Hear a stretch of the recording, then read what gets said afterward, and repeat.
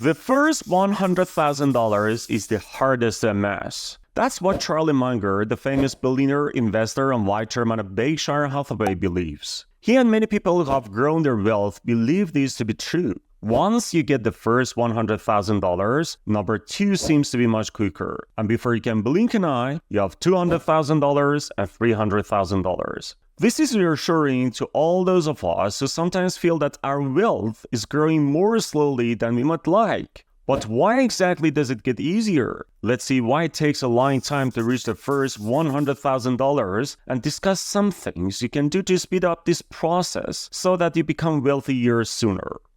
Welcome to the Master Your Money channel. We teach people about money, personal finance, and investing. If you're interested in improving your financial future, make sure to subscribe to the channel and hit that like button. One obstacle many face is actually the process of beginning investment. It always seems like investing is something that is a low priority and keeps getting pushed to the back burner. How many people you know would start investing if only they had more money? This is like saying that you will put wood on a fire just as soon as it starts producing heat. You don't invest because you have too much money. You invest because you want more money. Risk is another popular excuse. Most of us either know someone in the workplace or a friend who feels investing is too much risk, so they do not even bother trying it at all. Like many things, the first step is usually the hardest. You have to do that heavy lifting to achieve the first $100,000. Meaning, most of your money has to be personally contributed by you. But compound interest tends to work its magic when your portfolio grows in size. Even though the returns as a percentage don't increase, the returns in dollar amounts start to become much larger. For example, with a $5,000 investment earning a 10% return in a year, that is only $500, it's hardly noticeable. $500 could easily be made with just a few extra hours of work. On the other hand, when a $100,000 investment earns a 10% return, that is $10,000, and that is a great start in replacing your salary. Once it reaches $1 million, a 10% annual return is $100,000. That's a huge sum of money, about what most people bring home from their jobs. It's kind of exciting to see this huge growth. As your portfolio grows to a large amount, the progress becomes extremely satisfying, and that excitement can speed up the process. You'll start seeking all means through which your portfolio can grow faster, since the rewards are worth it. You can look for means of increasing your income so that you may contribute more to such investments. You can also look for ways of earning better returns so that growth may accelerate. It would make you think again instead of going out to eat and spending $100 in a matter of a couple of hours.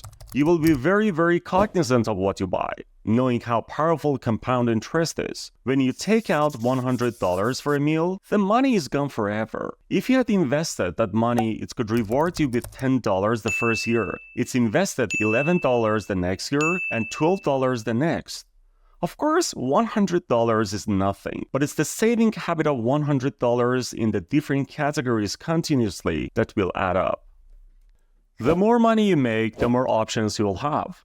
While you have $100,000 saved, whereas someone is living paycheck to paycheck, options now open up for you that he doesn't have. If you can get another job that could pay you more or have more room for improvement, but the pay is not steady, you have the savings to take that risk. For example, your job pays $50,000 per year, but now an opportunity comes along that's likely to pay $100,000 or more per year, but it is commission only.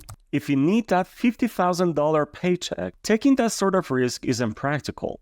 Perhaps you have always wanted to start a business and have never had the capital or the money to fall back on. The new business could make you millions of dollars, but if you can't start it, it's a missed opportunity.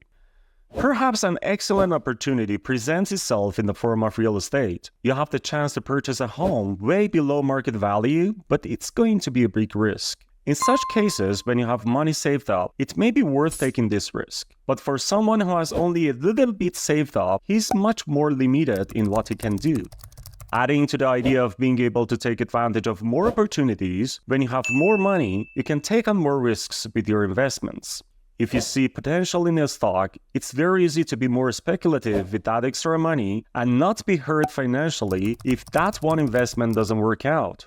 A friend of yours might bring up a new business opportunity and want you to invest in it. You're not going to go broke if the venture doesn't pan out. A person with little money saved can't afford such an investment.